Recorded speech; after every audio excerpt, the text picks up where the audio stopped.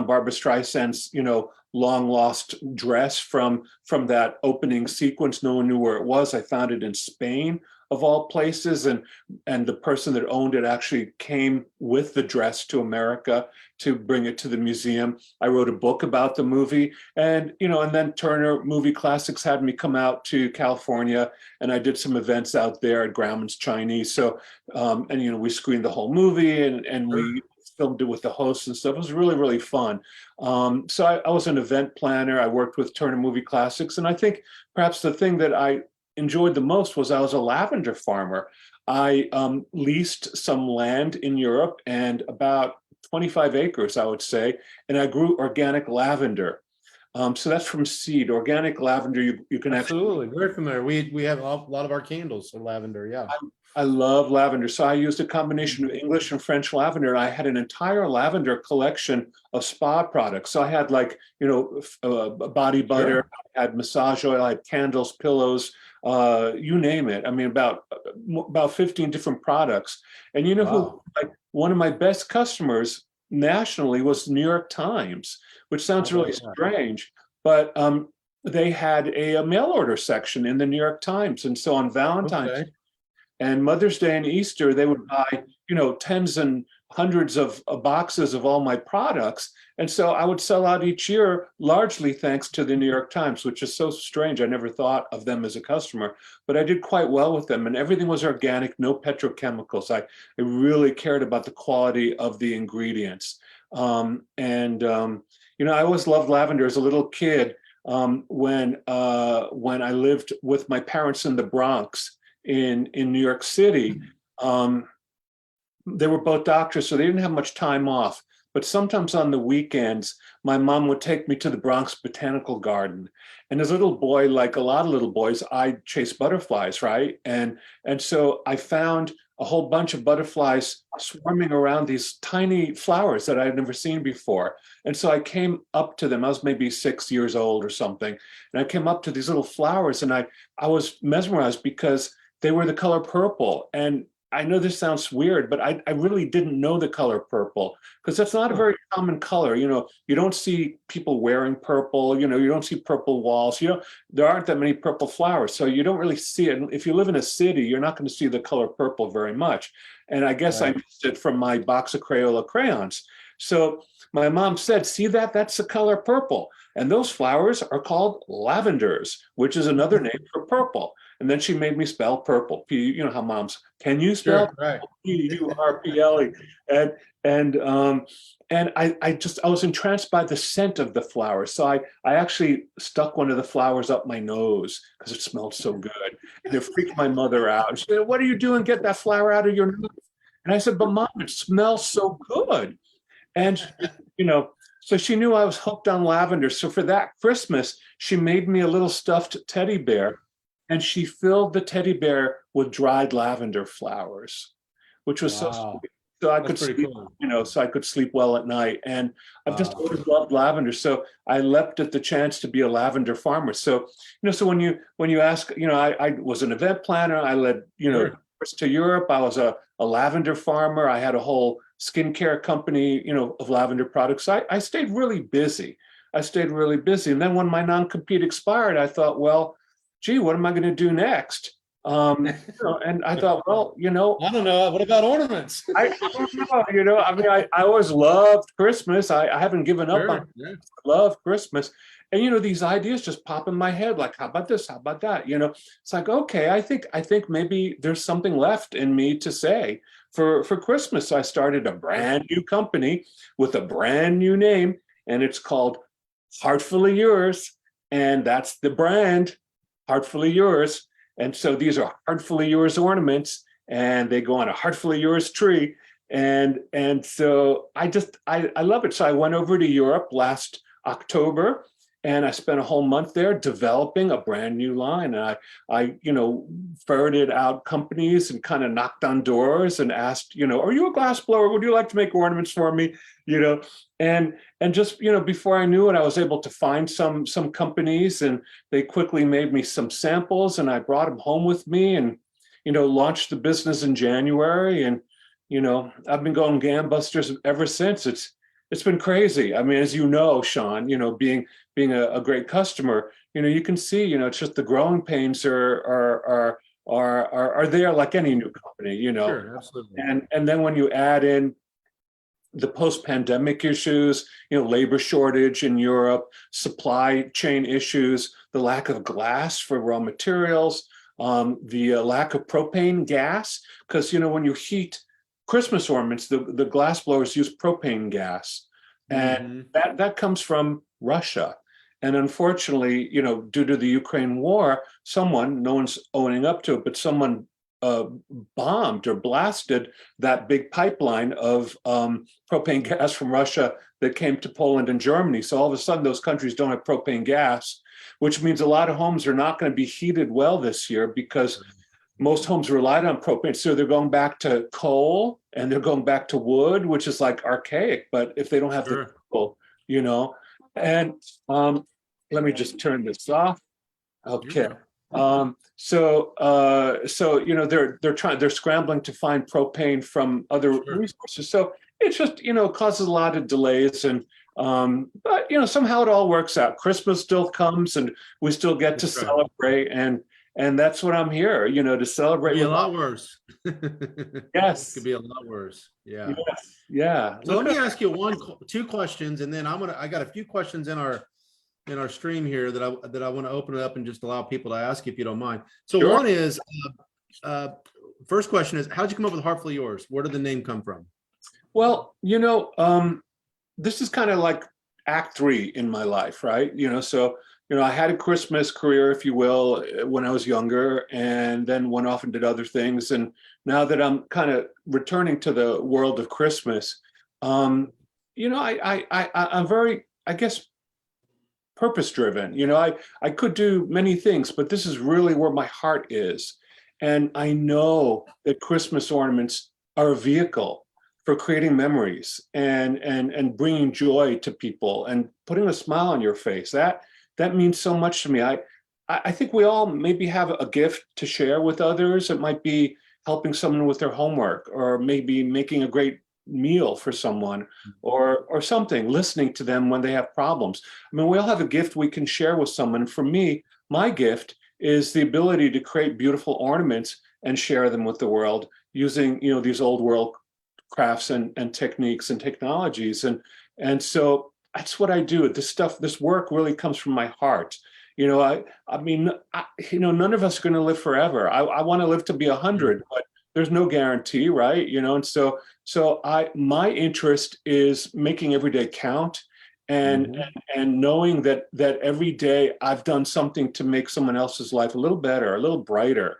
That Sure. informs me. That gives me a sense like I'm on earth and I'm making good use of my time. I might get to be here for another 40 years, God willing, I don't know, but Sure. maybe not. Maybe it'll be 30 years or something. So I want to make each day count so that when that last day does show up, I can look back and say, okay, I did something good, and I do it through the ornament. So it comes from me, and it really is for you. It's for everyone out there.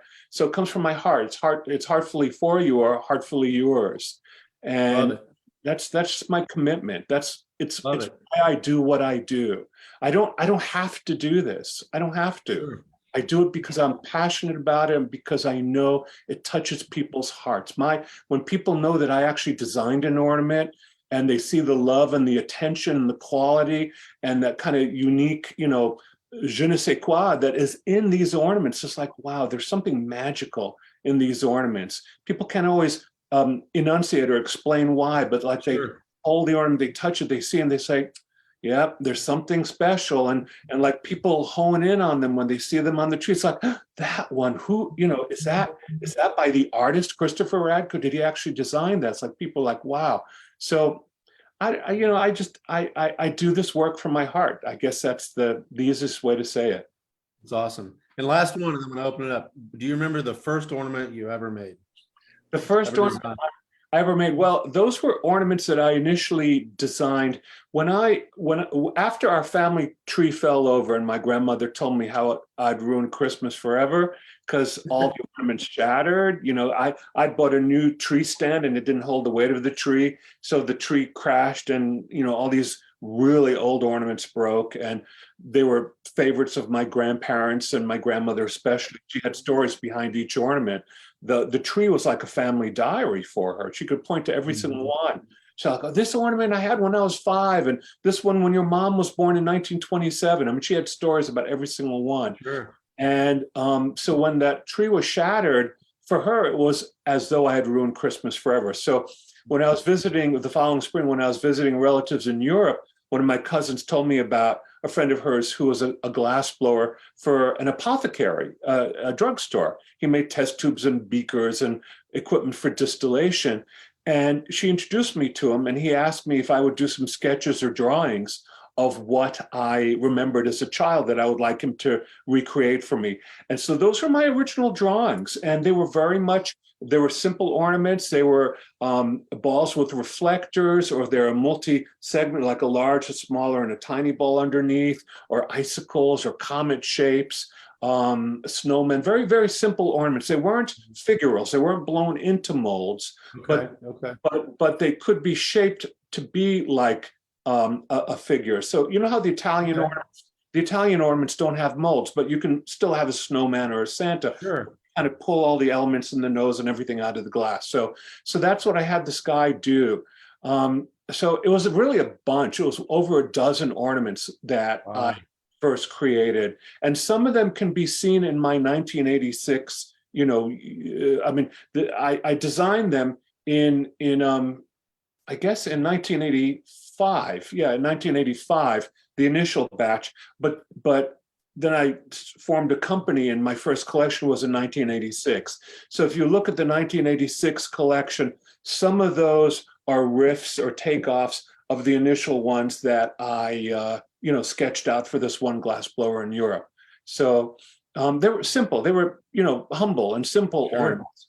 But then each year, I really challenged all the glass blowers that I worked with to push the limits, to create harder designs, to use multi-part forms, to assemble ornaments and to add things. I mean, each year I was getting them to do more kinds of glitter, more colors of paint, different kinds of finishes. Each year we would kind of build on what we did the year before, and you can see how that gradually, grew over the years. If you look at, my initial years with my previous company, you'll see how they get more and more complicated from year to year.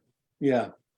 That's incredible. You mind if I open up for a couple questions? Sure, I like that very much. Okay, so I'm going to open up to Donald here. So Donald, I'm going to unmute you here, and you've got one of your first questions that's in the comments here, and I'm just going to kind of go down the list. So Donald, you are on. I'm going to unmute you here, and you can ask your question live.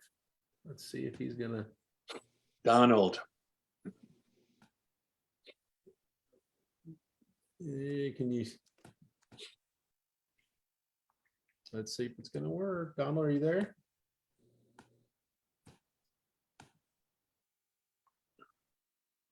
Oh, did you say David or? Actually, well, David, you're on. You All have a right, question? hey. All right, hi, Christopher. Can everybody hear me? Yes. Okay, cool. So my question was, how do you think your artistic style has evolved over the years, and did having time off lead to any changes in the way you approach designing ornaments? Well, sure. Here's the thing. I've always been inspired by antique ornaments and ornaments I grew up with. That's always been, kind of embedded in my heart, because I would see them on our family tree when I would come home from school and do my homework by the light of the tree. I love, finding antique or vintage ornaments at flea markets or garage sales. And it's like, oh yeah, I had something like that too. So those will remind me of some of the things that I grew up with. Sometimes I'll go to a museum and get an idea, seeing an exhibit, but pretty much all my design work is done on the spot. When I go to Europe, I spend, like prior to this trip where I was, leading the tour on the Christmas markets, prior to that, I was in Europe for over 5 weeks. So I was going, to all the workshops. And so I do the product development in there in person. It's a lot easier, really. I have a lot of ideas in my mind, and they're kind of hovering around, trying to come in for a landing. I was going, I have a lot of ideas in my mind, and they're kind of. I can hear a feedback. Okay. So anyway, what I was saying is that then when I go to the factories in person, whether it's Italy or Germany or Poland or the Czech Republic, then I actually work with them face to face and tell them exactly what I want. And they go to work immediately. And then like the glass blower will go and blow something, and he'll bring it back to me and say, now, is this what you're talking about? I'll say, yeah, but make this a little longer or change that or add something here. And so we kind of develop it in person, because otherwise, all this back and forth, whether it's, who knows, it doesn't work that well. Really, with artisans, it's best if you're sitting there with them and sharing some schnapps, as the case may be, and developing the collection. Then, they like eye to eye, you can tell them what you want and they understand it, and you can make the corrections in real time. And so that ultimately, even though it's a big investment of time for me to be there 5 weeks, I like it. And it saves me time in the long run, because then I know that they're making really what I want them to make for me. Great question, David. Thank you for asking. Let's open up to Mary. Mary Scott, you are on. Mary. Hi, guys. Hi. Mary. Live from Long Beach, California. No snow here. Yay, Mary. No, it was a balmy 60 degrees, 65 degrees. But you got your tonight. sweater on with that 60 degrees. I do, because I'm chilly. Yeah.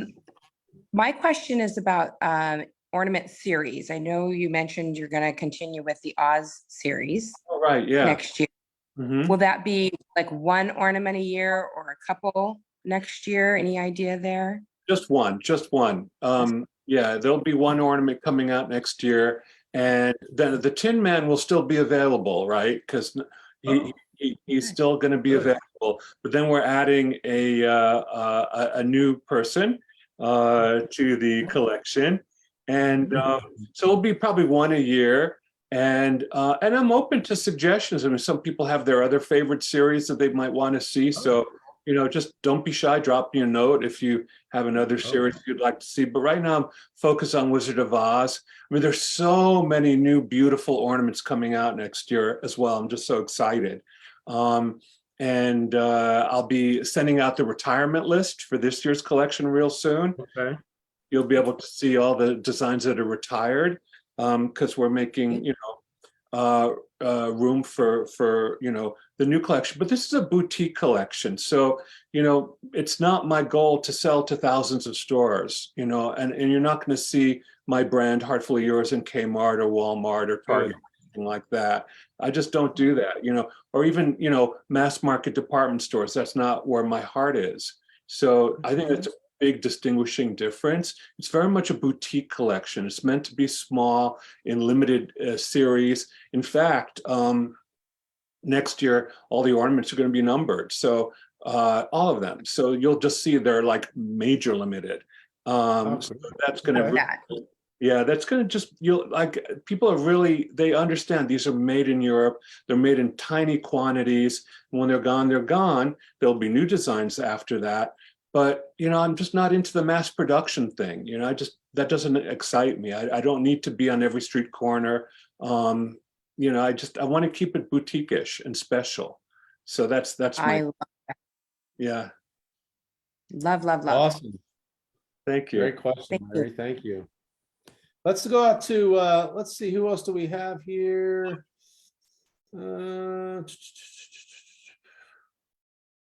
Joe, let's go out to Joe here. Christopher, let me see if we can get Joe on here. He's got a question that kind of parlays into your question about mass production. So Joe, I'm going to come to you now. I'm going to ask to unmute you, Joe. Okay. Hey, hello, Christopher. And hello to everyone from snowy Iowa. Oh, nice. My question was, next year or in future years, are you going to do specific store exclusives rather than just like platinum level? Are you going to do like, will a store be able to commission an exclusive? And then the same with sort of the charity style ornaments. I know your new company has an overall charitable mindset, which is amazing. Thank you. I just wondered if you're going to go get into any specific charity ornaments. Everything is possible. Yeah, because it's only my first year. So Mhm. definitely all that is possible. I would love to do specific, charities or specific hospitals. Just we'll see, who's a really good fit. I like a lot the children's charities because my mom was a pediatrician, so I care a lot about children's charities. I care about heart disease, especially in women, because I feel that that's a subject that's very underserved. Of course, AIDS research and also food insecurity, because it's, even in my town, we have a lot of food pantries. I just worked at a food pantry last Sunday. A lot of people still waiting online for food because, food is hard to get or well, expensive, I should say. The prices have gone up. And so, so I care a lot about food insecurity as well. So, but yeah, I mean, I'm definitely open to doing, specific, designs for stores. Part of it is a factor of what the needs are for the craftspeople. They usually have like a minimum, in order to do something unique, especially if it's something new, they're not just going to make 10 pieces of something. So I have to reach a minimum to get them to start, especially when you're making a mold.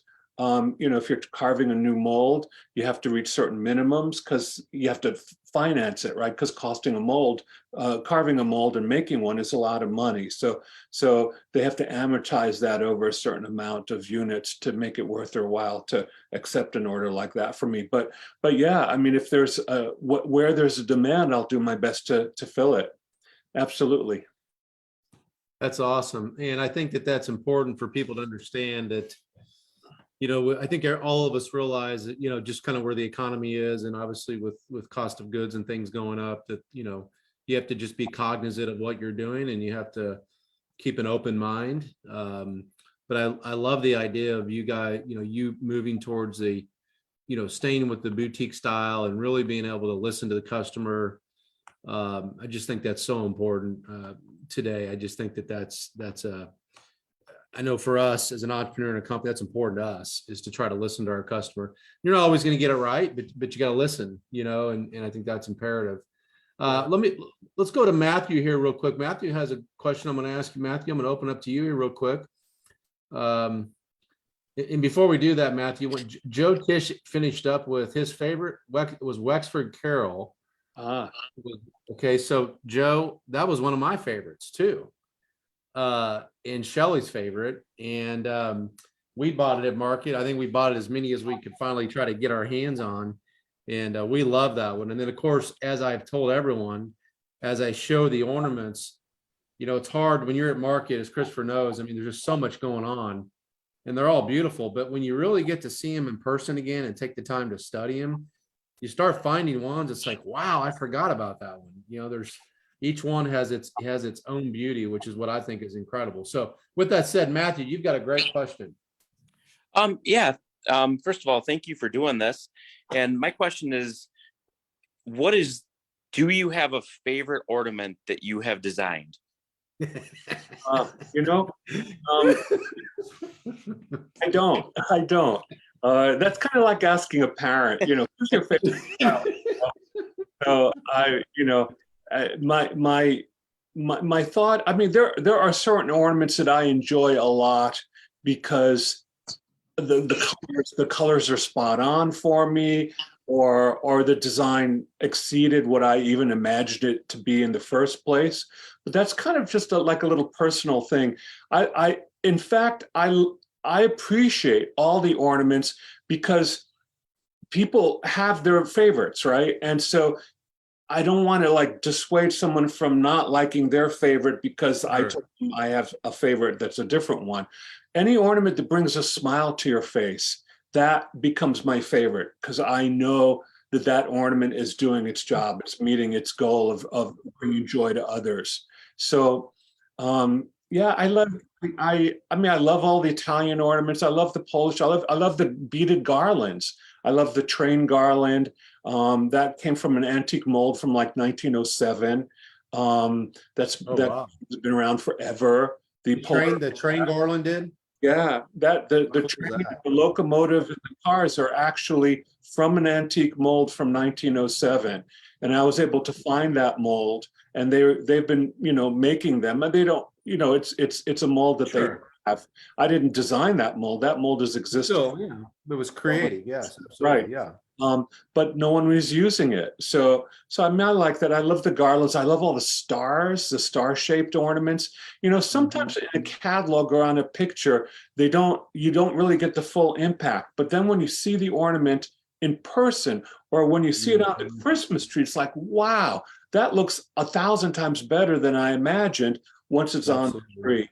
And so I'm finding that's true with the check beaded stars and the garlands, that people are like, they weren't sure how they would look, but when they see them on a tree, it's like, wow, they really, really look great. I also love finials. I'll be doing more finials next year. Oh, great. For years, I in the past I did finials. So I think they're nicer architectural. You can have more than one. You don't have to put them all on your tree. You can put them on a tabletop, over candle holders, so that can hold them upright.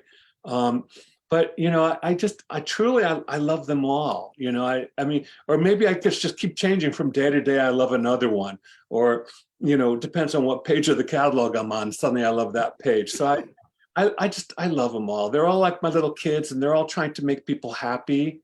And that's really what it's about. Yeah. Well, you brought back a lot of reflectors, Yeah. you know what I mean, and some unique ones. And I go back, in fact, Shelley made a wreath, was working on a wreath with some broken ornaments that we posted on our page. That's great. Yeah.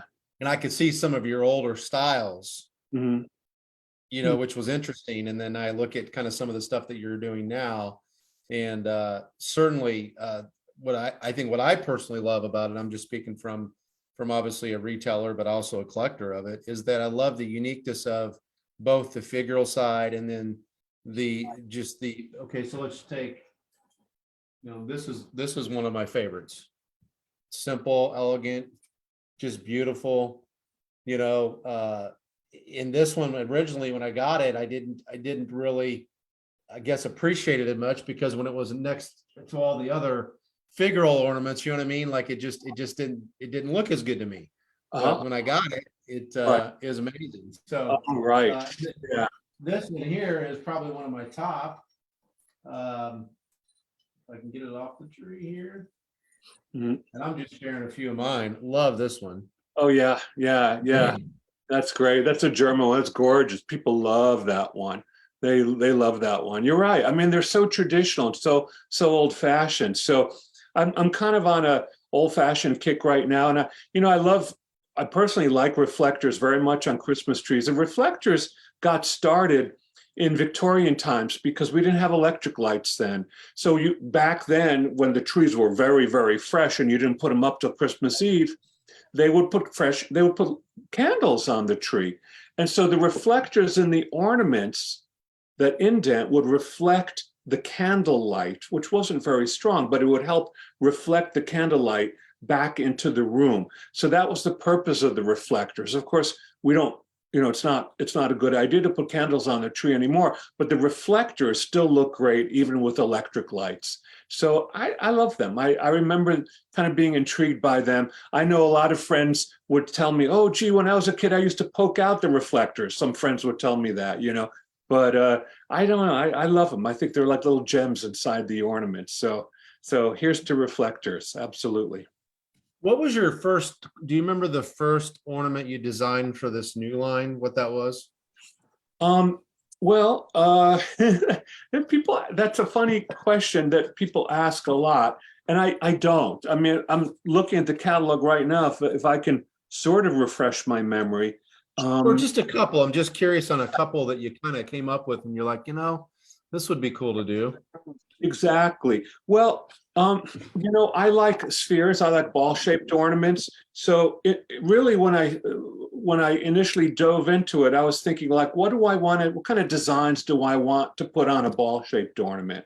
So it really started with just simple ball ornaments, and kind of doing different floral designs, folk art designs. Because as I mentioned, I like folk art clothing. So like with the Polish ornaments, I did a series of ornaments that have the Polish folk flowers on Okay.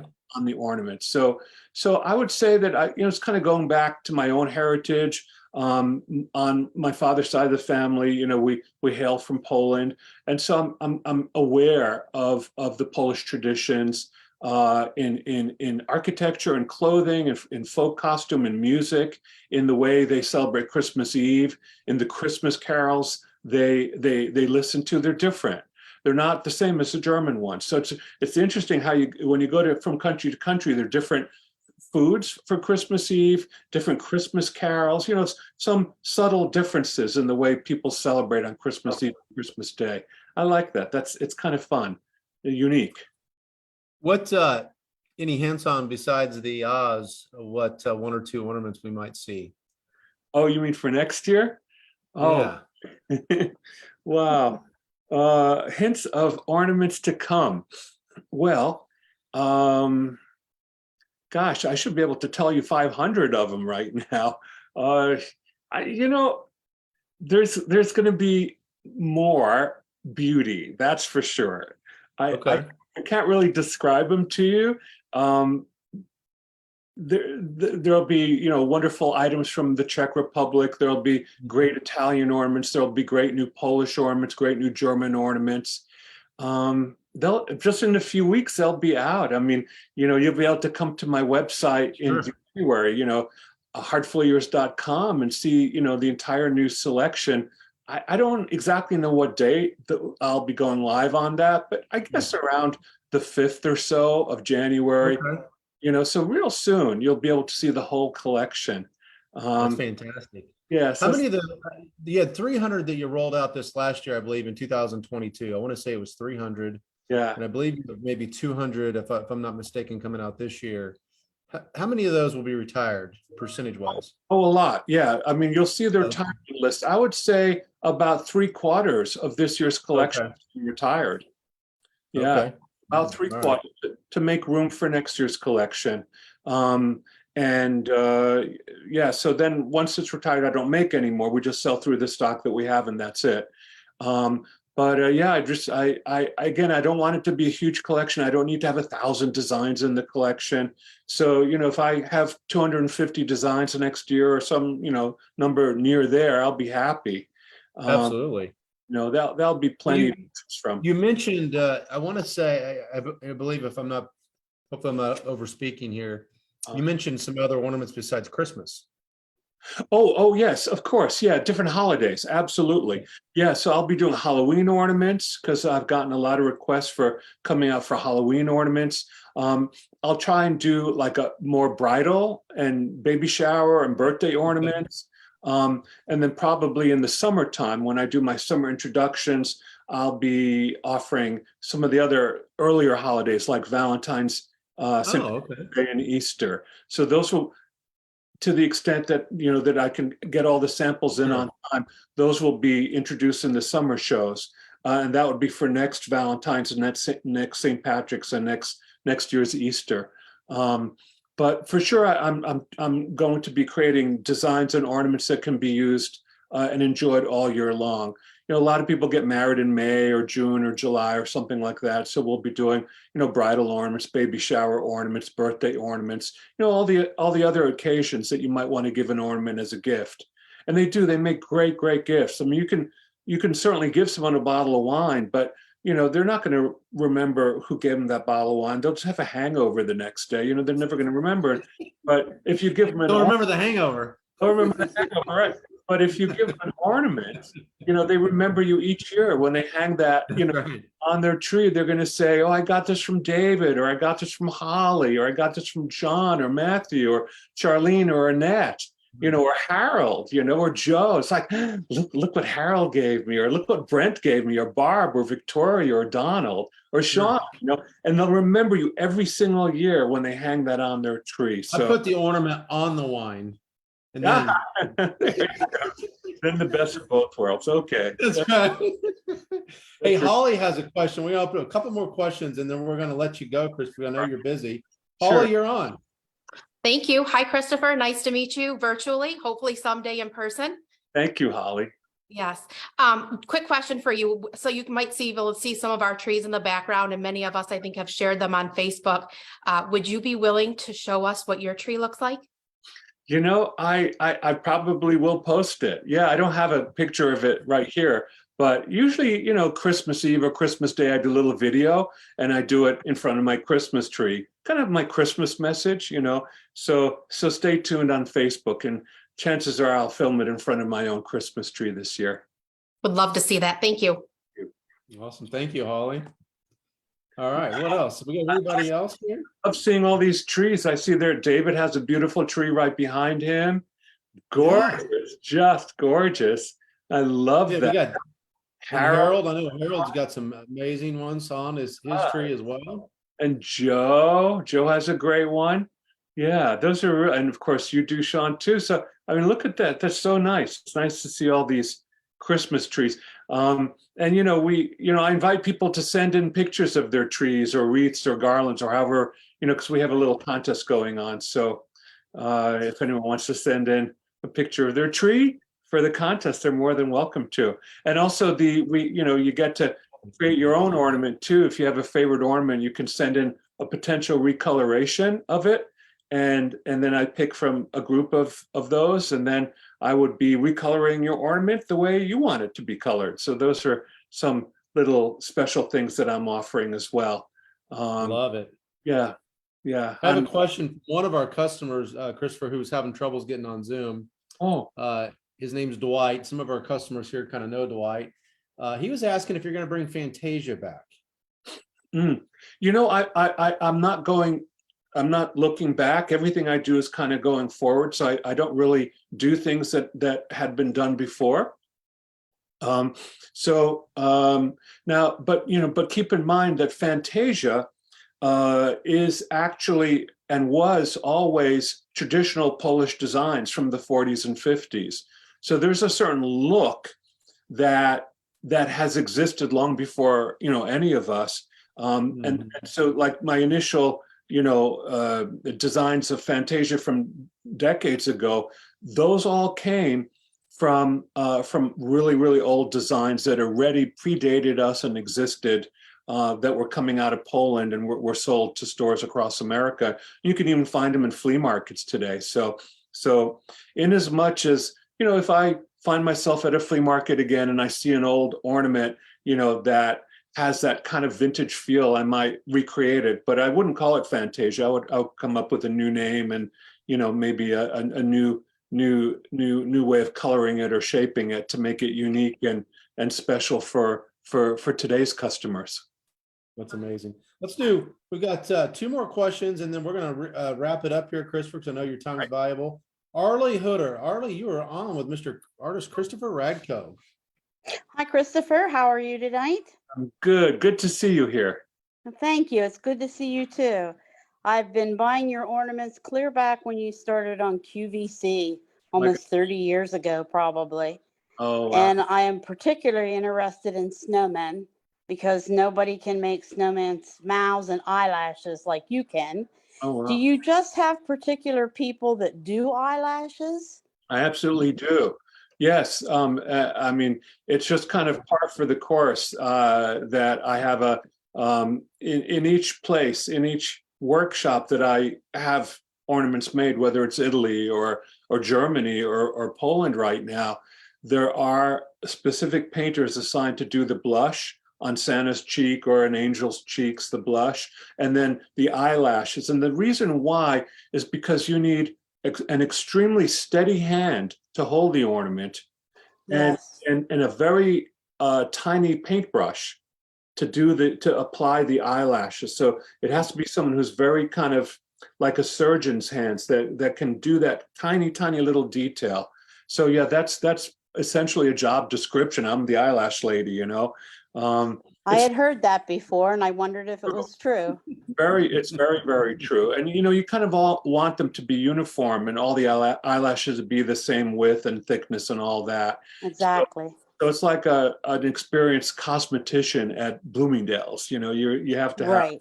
a lot of experience to make eyelashes come out great. So yeah, that's just one example of the amount of detail that goes into a Heartfully Yours ornament. I mean, they're all beautifully original and gorgeously crafted. They're painted on the back as well as the front. So Yes. there's something, you know, really great about them. And I love working with these craftspeople because they know that these ornaments are ending up in special homes all across America. So that makes them feel good too. They know that their craftsmanship is honored and that it will live on. And especially these days, since so many people are rushing to have things made in China, because they're cheaper there, you know, but let's face it, Christmas never was a Chinese tradition. It never was a Chinese. It's a European holiday. It's not a Chinese holiday. So, you know, if things are made in China, it's just because they're cheaper, I guess, and they're more mass produced. So, you know, you're not going to find eyelash ladies in China. I don't. No, you're not. You know? Well, thank you very much for answering that question. It's a pleasure, Harley, thank you. Harley. Well, Christopher, I think I can, oh, I muted you again. There you go. Sorry. Can you hear me? How about now? Can you hear me now? Yeah. You were Great. right by Arlie, and I did Marley, and then I actually hit your button. Sorry. Okay. No, it's Well, okay. we want to kind of close up here because I know we're coming up on about an hour. I want to thank you for taking the time to join us. I know you're busy right now. Our customers obviously really love, and just the fact that, you know, not just our customers from all around the world love the fact that you have come back and started making these beautiful ornaments. I like the fact that you're receptive to new things and continue to move forward.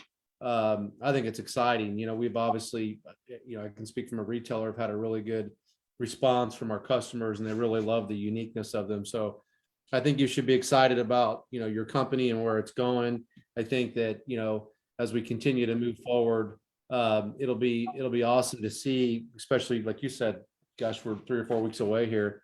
Don't want to rush Christmas, but I think all of us are anxious to see what that new line looks like. And again, I can't thank you enough. Is there anything that you want to say in closing to anybody before we let you go here? Well, I just want to thank you all for spending time with me tonight. That means a lot to me. I had no idea how well this company would do for me this year, and it warms my heart. The reception I've gotten, you know, from coast to coast.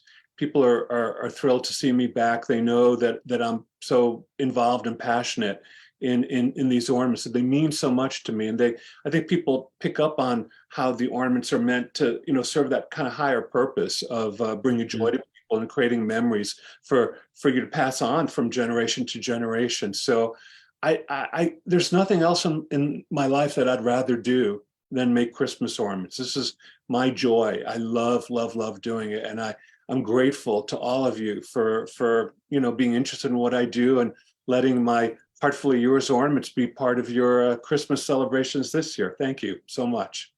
Well, we're glad you're making them. Well, I will close here. I want to wish you a Merry Christmas, and I want to wish everybody here a Merry Christmas. Indeed. And stay safe, and we'll look forward to the new line coming out. Have a good evening. Thank you. Thank you very much. Take care, everyone. Thank you. Bye-bye. Bye-bye.